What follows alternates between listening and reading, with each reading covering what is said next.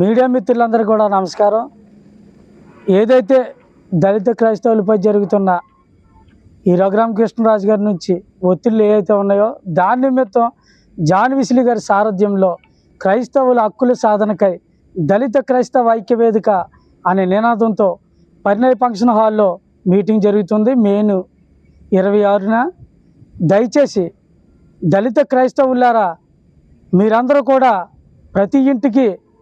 మరి తాళం వేసుకుని ప్రతి కుటుంబం కూడా మరి పరిణయ ఫంక్షన్ హాల్కి వచ్చి ఈ మీటింగ్ని జయప్రదం చేయవలసిందిగా తెలియజేస్తూ ఉన్నాను. ప్రతి దళిత క్రైస్తవుడు హక్కుని సాధించుకుని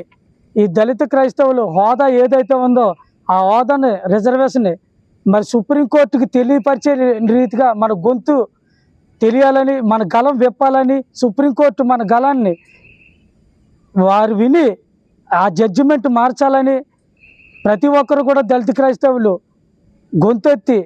మన హక్కులు సాధించుకునే క్రమంలో ప్రతి ఒక్కరు కూడా పరిణయ ఫంక్షన్ హాల్లో ఈ మీటింగ్ జయప్రదం చేయాలని, ఈ మీటింగ్ విశిష్ట అతిథులు పద్మశ్రీ మందకృష్ణ గారు, జీవి హర్ష్ కుమార్ గారు, విజయ్ కుమార్ గారు, దళపతి గారు, అలాగే పివి సునీల్ కుమార్ గారు, జీవి సుందర్ గారు, ఐకాన్